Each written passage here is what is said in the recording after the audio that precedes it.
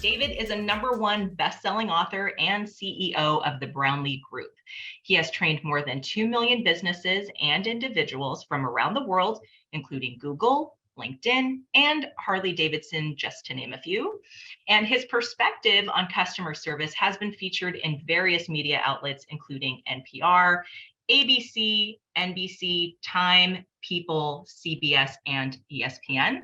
His books, Rockstar Service, Rockstar Profits, and Customer Service Success can be accessed through our library's catalog. And you can also access his customer service training courses on LinkedIn Learning, such as customer service, handling abusive customers, retail customer service, and more with your LA County Library card. So be sure to check those out. Thank you, David, for joining us tonight. And Sky, we will hand the program over to you. Thank you, Jessica. You always do such a great job at the introduction, and welcome, Mr. Brownlee. I'm so excited to have you back, and I'd like to welcome our audience participants. Glad to have you here. I think this is a really important conversation, and we're excited to get into it. But before I do, I have to take a moment to acknowledge the land that we reside upon. This is our land acknowledgement. The County of Los Angeles recognizes that we occupy land originally and still inhabited and cared for by the Tongva, Tataviam, Serrano, Quiche, and Chumash people. We honor and pay respect to their elders and descendants past, present, and emerging as they continue their stewardship of these lands and waters. We acknowledge that settler colonialization resulted in land seizure, disease, subjugation, slavery, relocation, broken promises, genocide, and multi-generational trauma. This acknowledgement demonstrates our responsibility and commitment to truth, healing, reconciliation, and elevating the stories, culture, and community of the original inhabitants of Los Angeles County. We are grateful to have the opportunity to live and work on these ancestral lands, and we are dedicated to growing and sustaining relationships with the Native peoples and local tribal governments, including, in no particular order, the Ferdinando Tactavian Band of Mission Indians, the Gabrielino Tongva Indians of California Tribal Council, the Gabrielino Tongva San Gabriel Band of Mission Indians, the Gabrielino Band of Mission Indians Quiche Nation, San Manuel Band of Mission Indians, and the San Fernando Band of Mission Indians. And with that, again, welcome back, Mr. Brownlee. So great to have you here. For those of you who are not part of our staff, we brought Mr. Brownlee in for our staff development day, and he just was so incredible in his advice and in his stories and his method and methodology that we felt like we wanted to bring him back and introduce some of his books and some of his processes and procedures to our customer base at large. Welcome back, sir. Hey, thank you for having me. I mean, what an honor it is to be here. And I'm glad that you and I get to sit down and have a great conversation together. So I'm excited for that as well. So thanks for having me. Absolutely. And I have to say to everyone listening, Mr. Brownlee has got the best attitude. I genuinely think that I've ever had the pleasure of running into. His smile is big and bright and genuine. And his attitude and disposition is as such that I certainly hope to grow up to be just like him. Thank you. You're too kind, Sky. Thank you so much. So we're going to get into our questions because I want to be sure that we reserve time for our community members, our participants, to ask you some questions. They usually throw them in the chat or the QA, and then we'll go over those at the end. So let's get started with our first question. Okay. So you have worked in a lot of businesses and worked with owners and employees, a variety of industries. Can you share with us some of the changes that you've seen in customer service in response to the COVID-19 pandemic? I'm sure you've seen plenty. Yeah, absolutely. And, you know, it's such a great question because before the pandemic, customer service was customer service. It wasn't great. It's been evolving over the years for a lot of different reasons, especially all the technology we use now. Customer service is turned into a fact page, right, on a website a lot of times. So there's a lot of changes that have been evolving. Like before, you'd go to your neighborhood, hardware store, and you might know the owner, right? And it's a small town, maybe even a bigger town, but you'd have your favorite place where you go. You might still have a couple of those places. And customer service was really about you, the customer, right? Like thinking about you, what is it that's going to get you to come back? Right? Very smart business people understand that, right? We want our customers to come back. We're going to talk about that a little bit more as well. And then as you see things start to change, like especially with technology, it's more of, hey, do you want our product?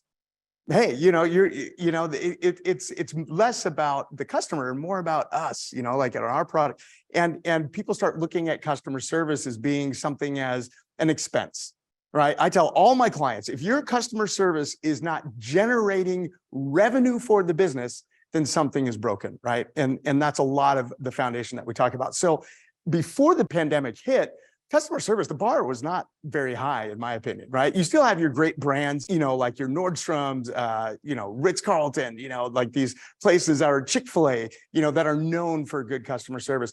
But once the pandemic hit, right, everything shut down, right? So everything's locked down now. And where does everybody go? Straight to their phones, their computers. There were some advantages.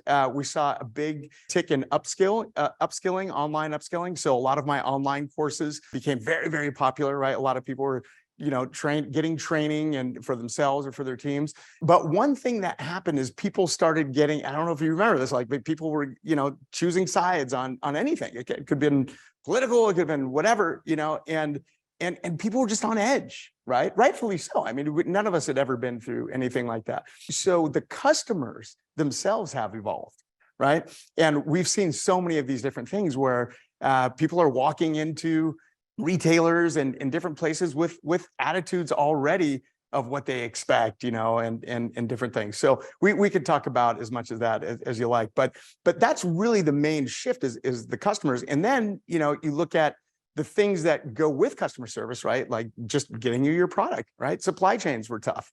There was not a lot of products to get. Now we're dealing with things like inflation, right? So they're more expensive. Companies have really had to start to get creative and re-examining their customer service, right? And how are we going to get these customers to come into our business? I'm listening to you and just recalling even just here in government or even more specifically in library service. Everyone's shifted to online. We were already, I think, trending towards online. And in fact, I know we were all trending towards online purchasing, online interactions. We're busy people. So once the pandemic hit and effectively shut everything down, I always sort of, try to raise up and lift up the work that libraries do and say that we were the only game in town at the beginning of the pandemic when malls were closed, parks were closed, schools were closed, like all of these things, we still had our services, but we had to pivot like everyone else and move online. And so, there's that challenge of what does it mean to come back, which I'm sure we'll talk about in a little bit. But that kind of segues into my next question.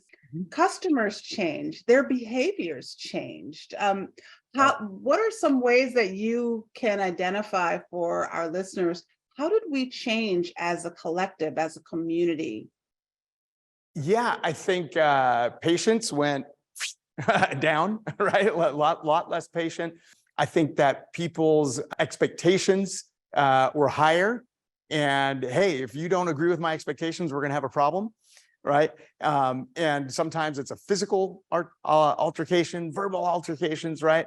And I think that just the attitude, right, in general had shifted quite a bit. And I think from customers, but I also believe that, and a lot of times we try to draw a line, right, between customers and employees, right? Customer service reps or front-facing folks, we're all people, we're all the same. We're all living in different communities. We just all have different occupations, right? So even on the other end of it, like going up to go, maybe buy a coffee or something, somebody, the barista is expecting something negative coming at them, right? So you're not getting the greatest customer service anyway, right? And they're kind of meeting at this feeling, right? At this emotional thing. So I think that was a big challenge. And I think that's why we have to really go back and look at, okay, well, what are the fundamentals of customer service, right? Just, if anybody's worked in any kind of retail or in any kind of business,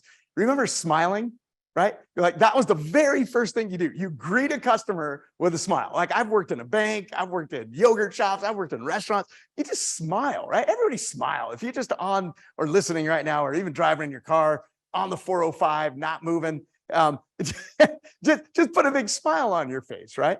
Just getting greeted with a smile, the basics. It's all been out the door, right? And think about it. I mean, just try to imagine the last time you walked into an establishment where somebody just smiled at you and you're about to go spend your money, right? So I think it's really, businesses have to kind of refocus of what are we going to do? What systems are we going to do, especially when we're online, right? Because your customers still need service, even though we were all, essentially on lockdown, right? But we still had to figure out how are we going to serve these customers, right? And so it made us take a look at it.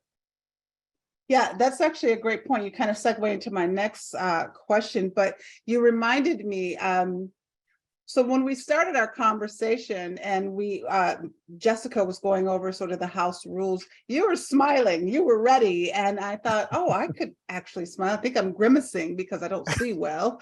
And then the moment I smiled, my face changed. It didn't feel so tight. I know these are sort of like this, like feel good, sort of like cotton candy things, but they really do make an impact on how you interact, how you are perceived as being open or not.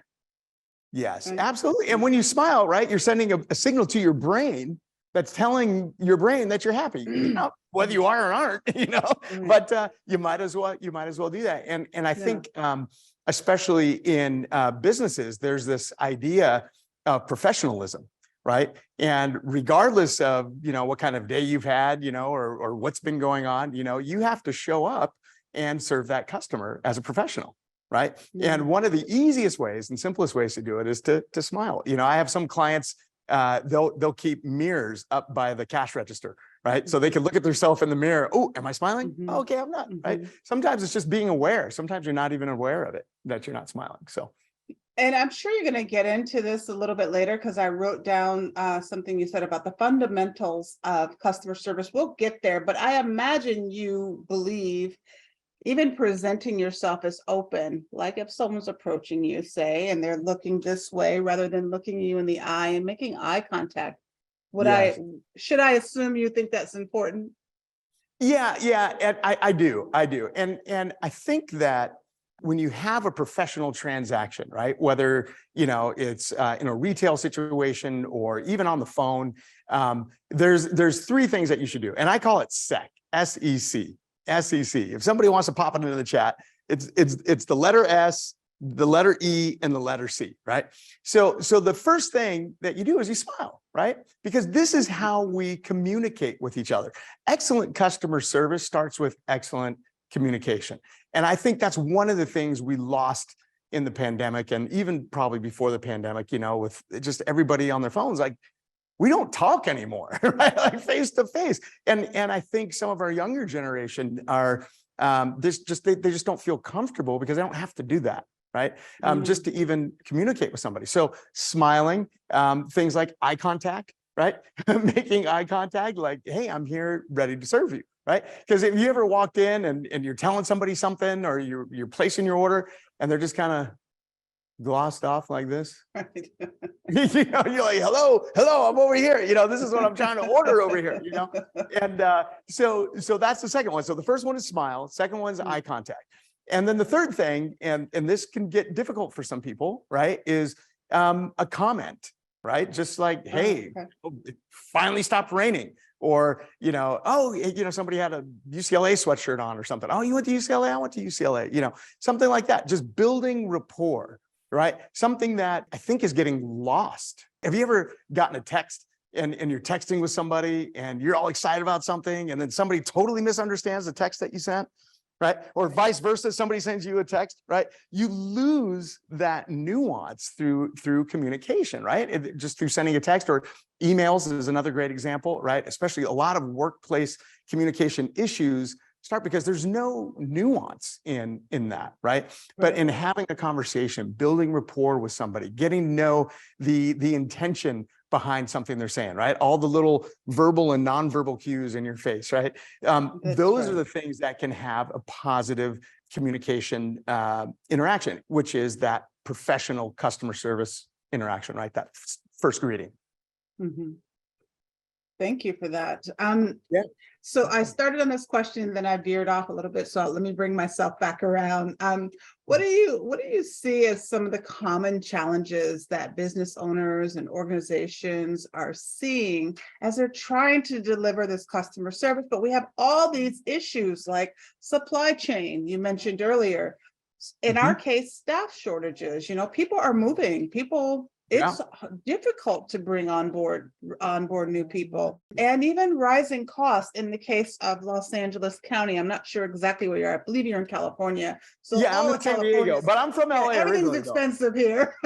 All of California. So what would you say to those businesses trying to deliver that exemplary customer service?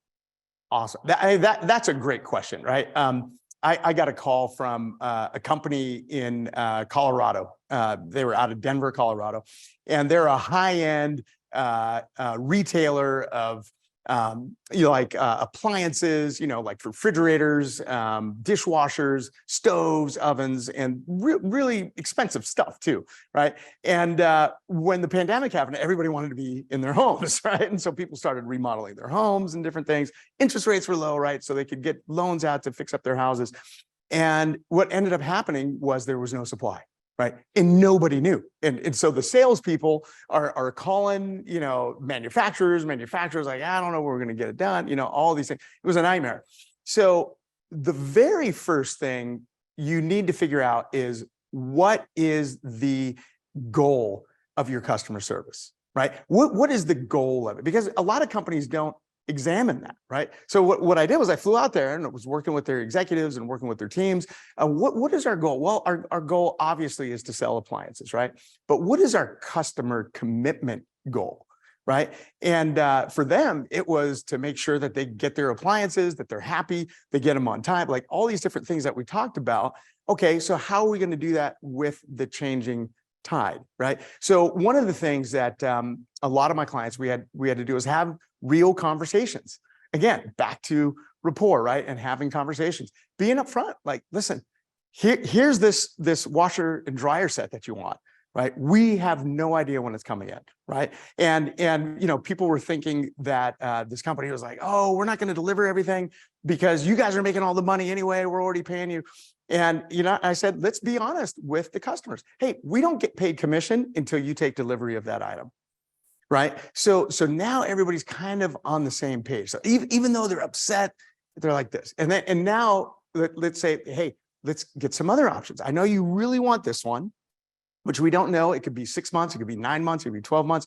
Or here's one I have on the floor right now that has all the similar features, and different things. So now you start to have a system. But the very first thing businesses have to do is look at what those goals are. Right? Like that was the very first thing. And then once we identified that, then the second thing we actually did was come up with a system, something you can duplicate, right?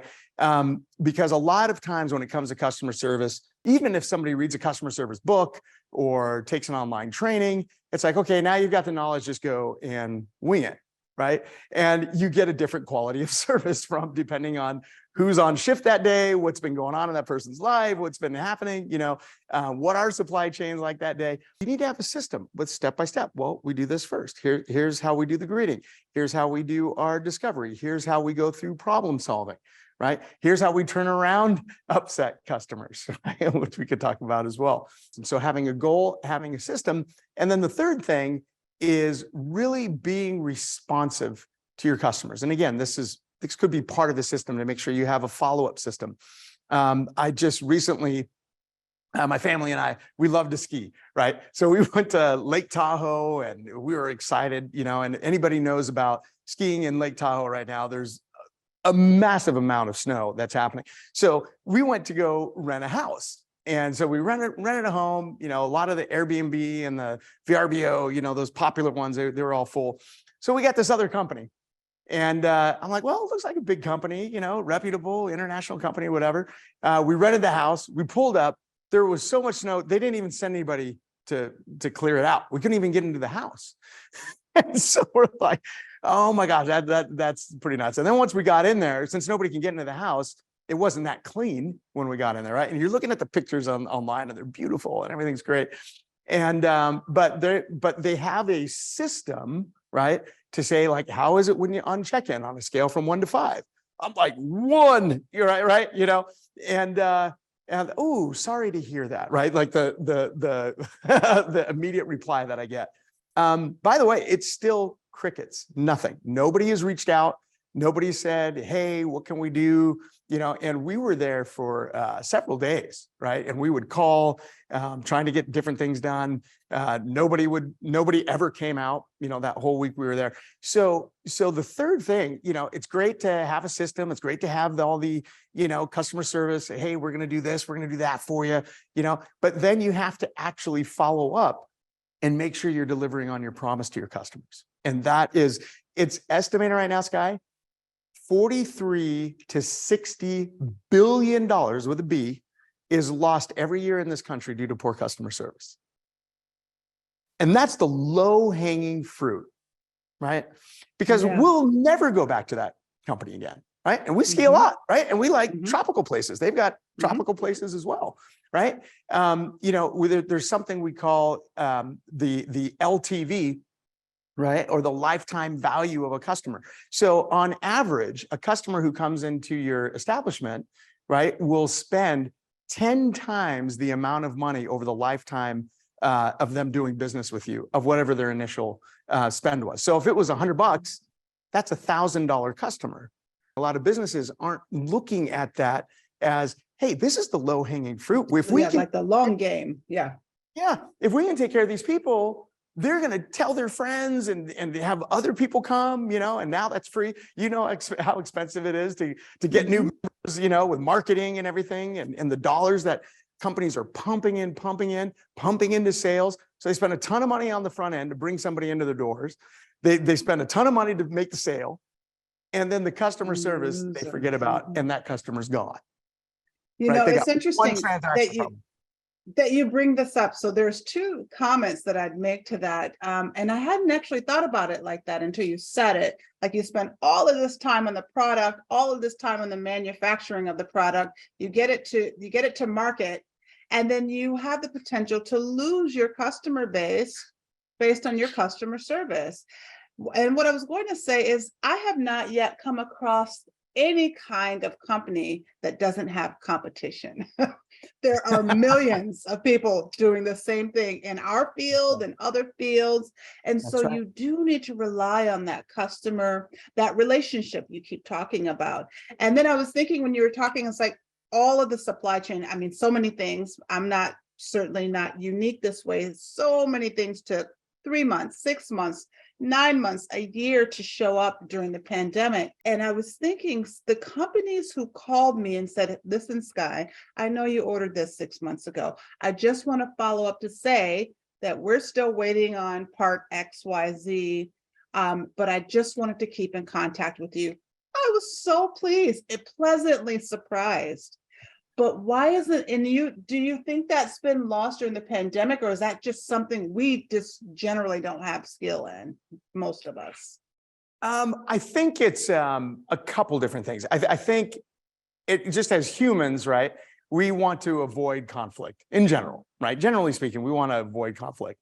So I think what happens is salespeople, customer service people, businesses, they get into their head that, hey, if I'm going to have to make this phone call to Sky, I don't want to call Sky. I don't want to tell her she's been waiting so long. She's such a nice lady. I don't want to have to call her and tell her I still don't have her product.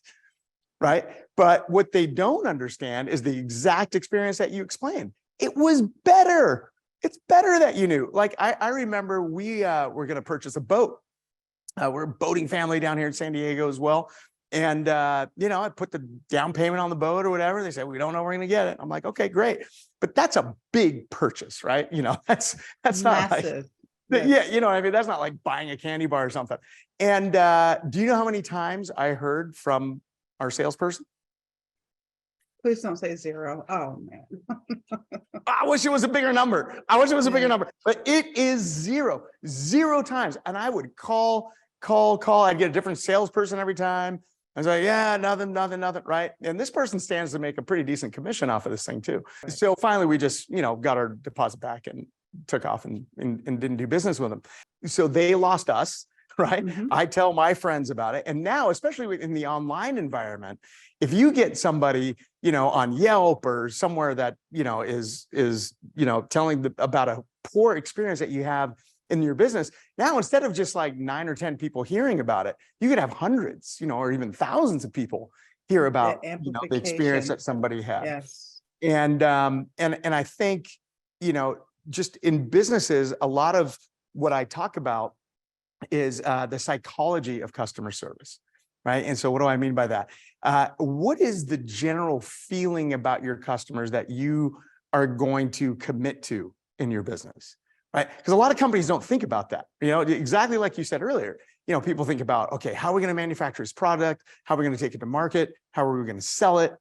Right? But they don't think about the customer journey, right? They think about their product journey or their service journey, and they've got great products, great services. But what is your customer journey? What is your customer encounter from the first time they hear about your business to when they make their purchase? What's that experience like from the beginning to end? Whether it's a 30-second transaction, 30-minute transaction, right? Or something over, several weeks. What is that? And there's one thing that can make all the difference if companies would just focus on this one thing. If anything else I said, if they would focus on this one thing, they would make a huge difference. It's feeling. How do you want your customer to feel at the end of that transaction?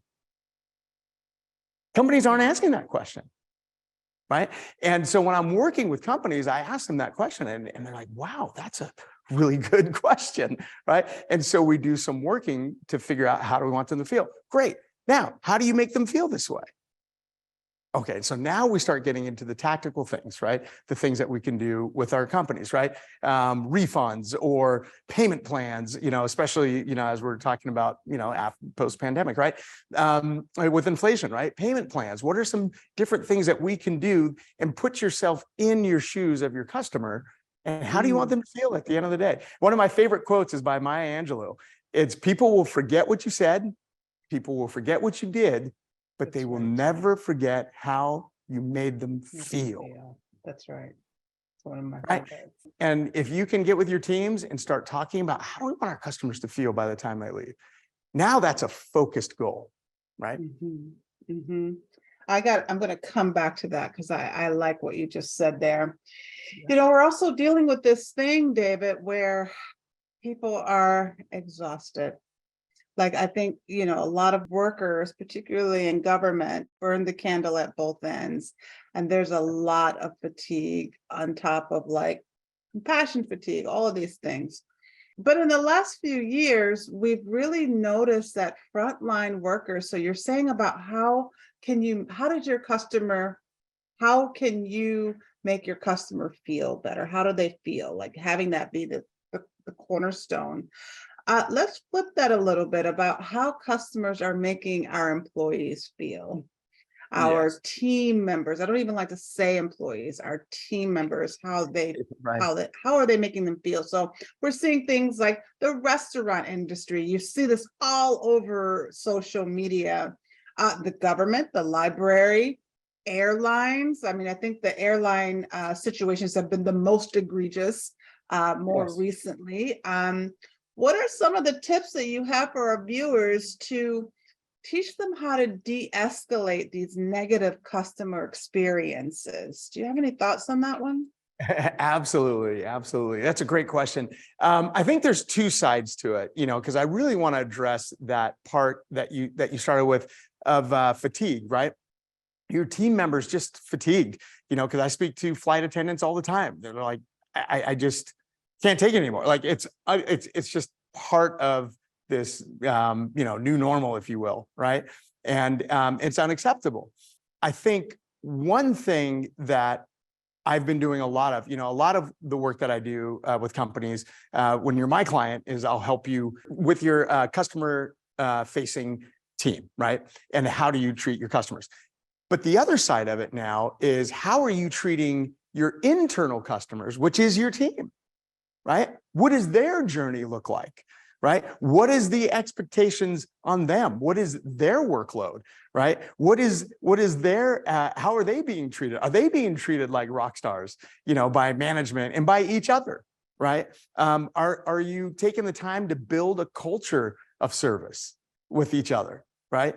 And so that's a lot of the work I've been doing the last couple of years is not only with the customers, but also with teams and the internal customers, because it all comes down to what I said earlier is that communication, right? Can they lean on each other? Can they get support from each other? If they just had a bad call, or somebody came into the library and was yelling, being, unruly, and you're not feeling good, and your coworker comes up and says, "Hey, I saw that. Hey, why don't you go, put on your headphones, go listen to some music, because music can go right to your nervous system and change the way you feel instantly, right? I'm going to go out there and take care of some customers. Why don't you go back and take 5 minutes, right?" But you have to know that that's part of that culture, right? What's so fun about that is now you've got this a true team, right? The teams at San Diego State. If anybody was watching March Madness, we made it to the finals. We didn't get all the way over, but you look at these guys, right? You look at these kids who are playing together. And you can see that they're an actual team. Nobody believed they could get even as far as they got, right? But they supported each other, right? Everybody was doing their roles. They support each other. So if you can build that into your organization, guess what happens to your front-facing customers, how they're treating customers? Do you think they might treat their customers a little better as well? Absolutely, especially if they're feeling better as well. It's putting all those pieces together and then being able to translate that to your customers as well.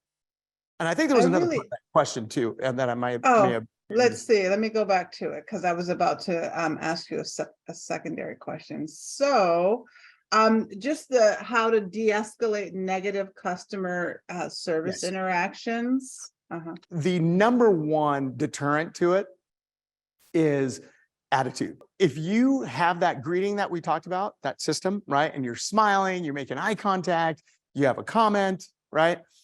That's the best way to head it off, especially if you're a flight attendant, right? Because I remember when you used to get on a plane and people would, the flight attendants would smile at you, welcome aboard, and they would say that 300 times in a row. Welcome aboard, welcome aboard, welcome aboard. But the smile was there, you felt good, you felt comfortable, right? I'll never forget, we did an international flight with my family and my kids were little, and something happened with the tickets. We weren't sitting together, right? And there was a couple flight attendants that were sitting there, and one of the flight attendants, I just went up and said, "Hey, do you mind if we all want to sit together? We've got to ask some people." And she looks around and said, "Well, nobody's here to ask." I was like, "Well, that's true." I meant when people come onto the actual airplane, maybe you could help us ask some people, And then her cohort, who was just leaning up against a chair next to her, is like, "Or you could just ask them yourself."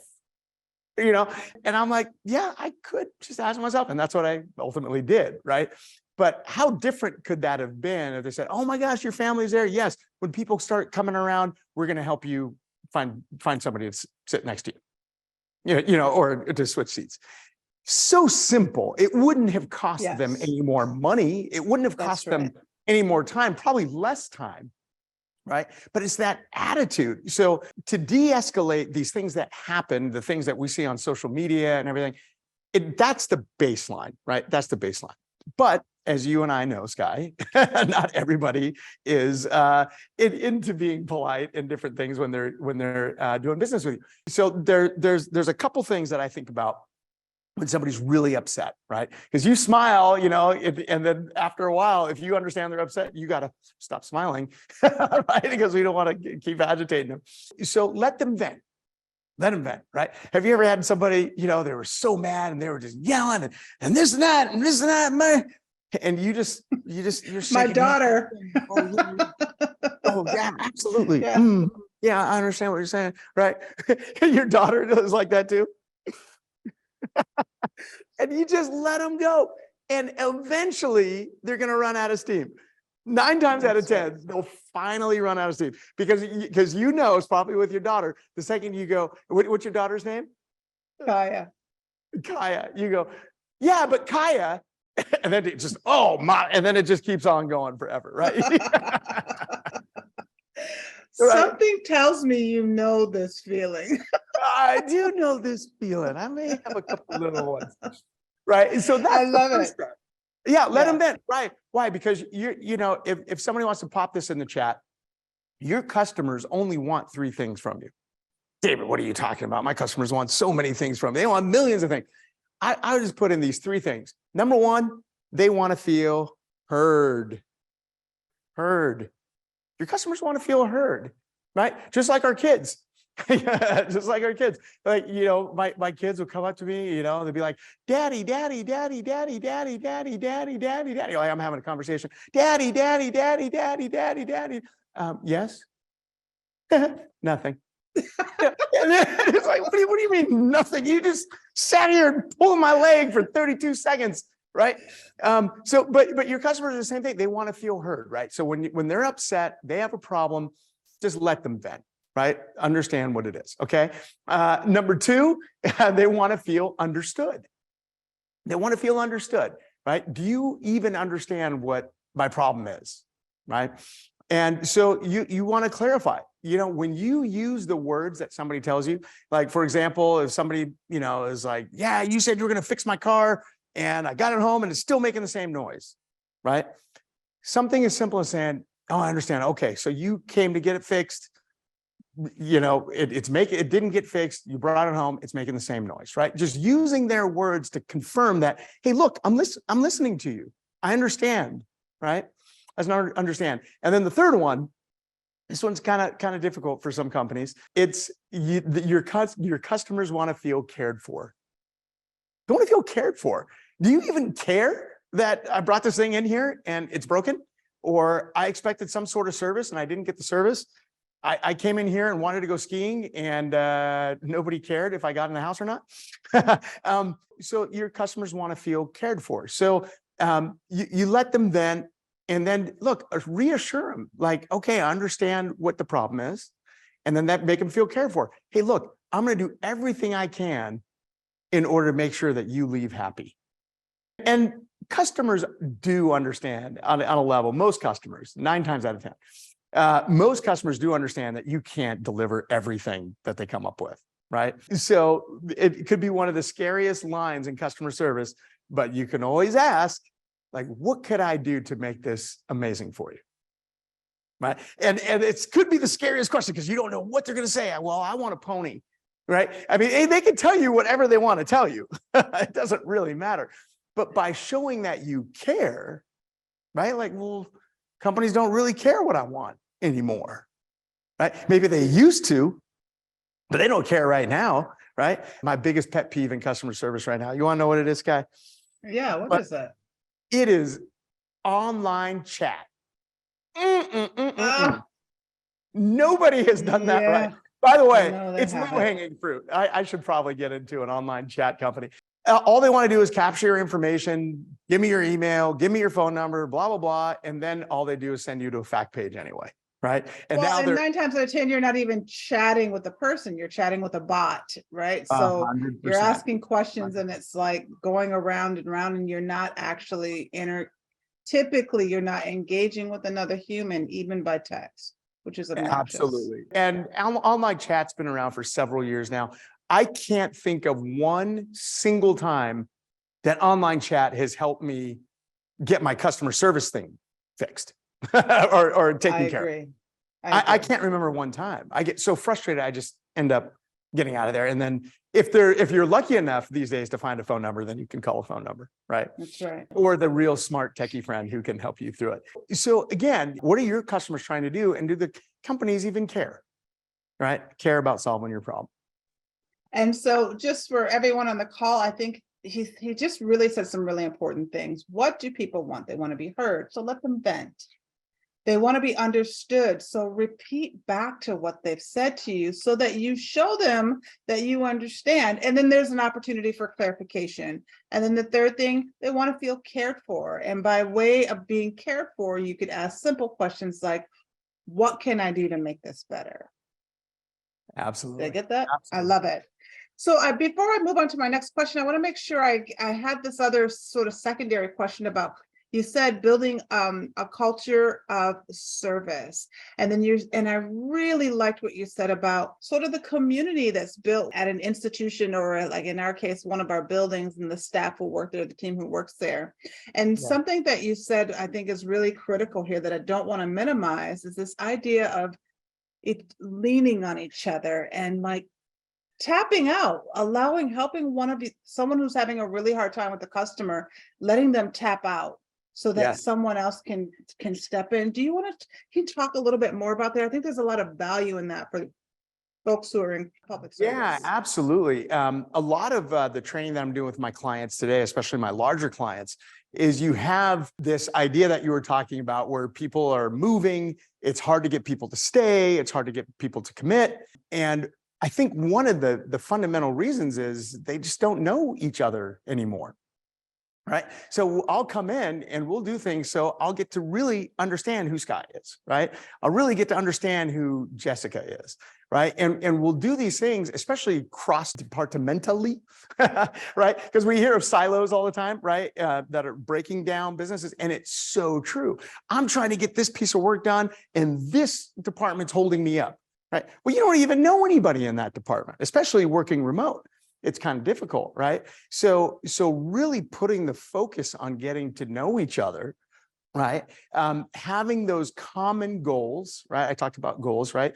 It seems like that's the very basics of business, right? Aside from customer service, having business goals or having customer service goals or, sales goals are probably the most popular goals that people actually, follow through on.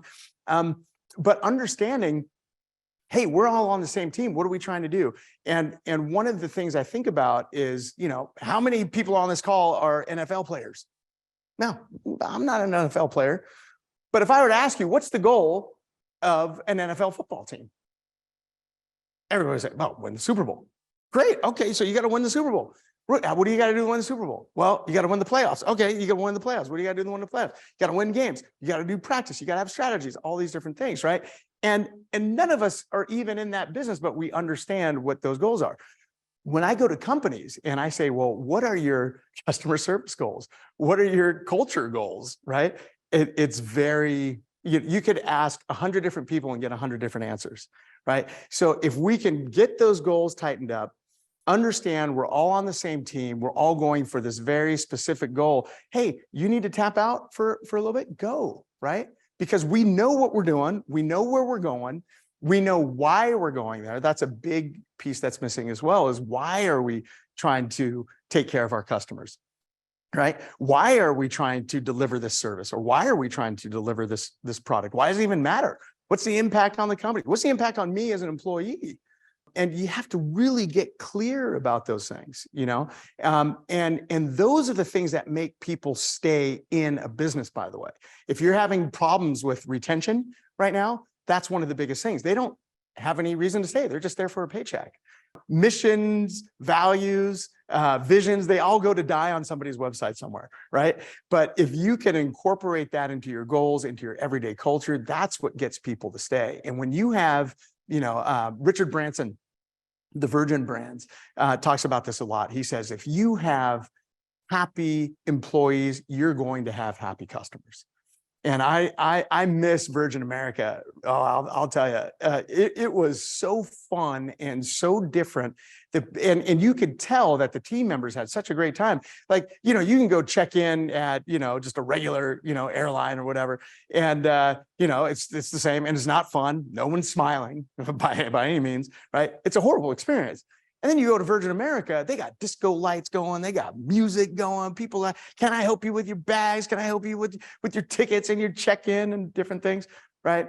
So if you could put those things together and really think about it with your team, and get your team to contribute, now your team even has ownership of what that's going to look like, right? And that can make all the difference in the world. Yeah, I was when you brought up Richard Branson, I remember I used to like live by this quote of his, and I feel compelled to say it. In 2014, he said, "Train people well enough so they can leave, but treat them well enough so they don't want to." Ooh, I like that. I wish I could say that was mine, but I remember hearing that now, obviously nearly a decade ago, and just really resonated with me about the way for leadership, how to try to incorporate and create that level of culture where, like, for us, we're public servants, you know, nobody's becoming a millionaire in this work, but how do we engage with our frontline staff to make them feel heard, seen, respected, and cared for, so that they don't want to leave. There's a lot of opportunity there. Let me get to these other questions because I want to open the chat up. We already sort of talked about this, but I want to bring this back around. Technology, the ubiquitous technology and our AI, artificial intelligence, we're all talking about chat, GPT, and other AI components and this generative learning. How do you see this changing customer service? I know you spoke about this, but I think this is important. So everyone's moving to automation, even the library, believe it or not. We're looking at different chat bots and how it can streamline some of our services. How do you see that when it comes to self-service models? Negative, positive? I think it's coming. Negative, positive, it doesn't matter. It's coming. I mean, you know, I think it was maybe 3 months ago, maybe 4 months ago at the most. But a friend of mine, one of my clients, he said, you know, David, AI is going to completely change how we do customer service, right? And he has an online tech company. And he still has live people, you know, that talk and everything. And he was talking about AI. And I'm like, well, let's get together and let's look at some of the capabilities.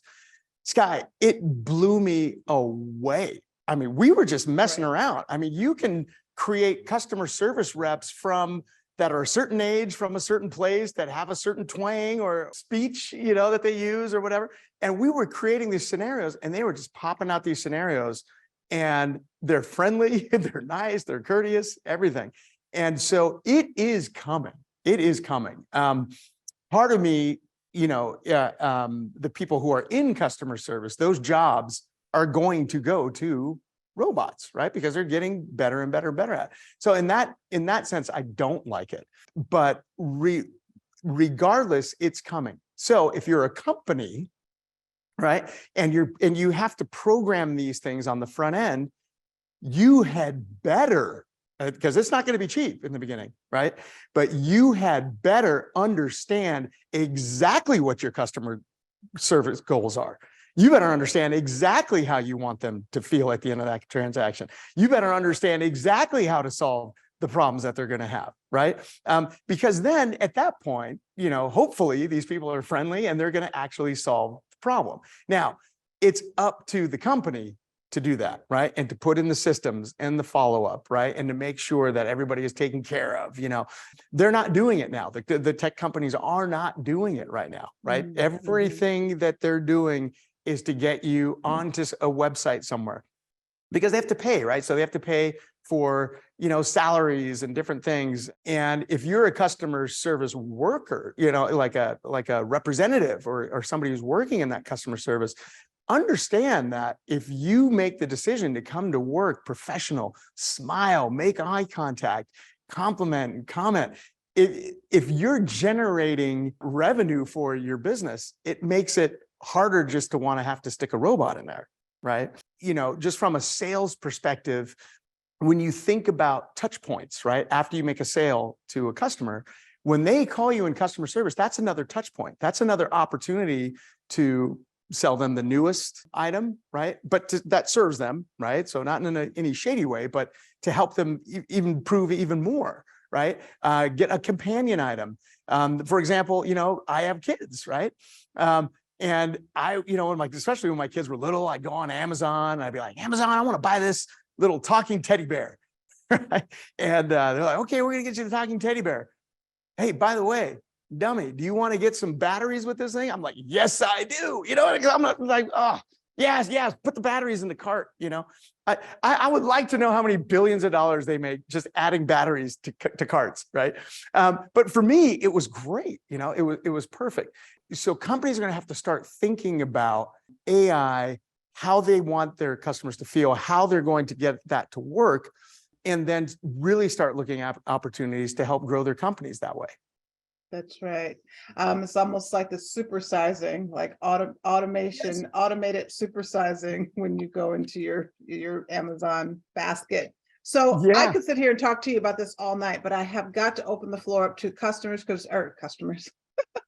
to participants because we only have a couple of minutes left. So I have a question here from an audience member. It says, can you speak to the fact that many seniors are not computer savvy and they feel unable to communicate with businesses? This is kind of going back to the AI and the bots, and like, what are your thoughts on that one? I'm used to customer service, picking up a phone and calling somebody, right? And I like that. But a lot of seniors that don't want to do that, if you have a business where seniors are calling, in my opinion, you need to have some people that can interact with them, right? Let them call the phone number instead of trying to send them to online fax and all those different things. Just have somebody help them get what they want. That's my opinion. You should absolutely have somebody to take care of all the segments of your customers, not just the ones that are profitable for you. No, I agree with that. And I think the challenges for businesses, like, the return on investment, which is another conversation for another time. I want to get to this last question here before we go. How do you see customer service principles being applied to some of the challenges faced in public health and healthcare? I currently work as a health professional, and I have seen the diverse challenges they face: increased turnover, low morale, and even work dissatisfaction. Maybe this is more of a statement. I hope to spread awareness on how customer service can help and be more versatile. Well, I know we're very short on time. I could tell you a lot of stories. I was in a ski accident last year and I was laid up for about 4 months, and it was not a good time.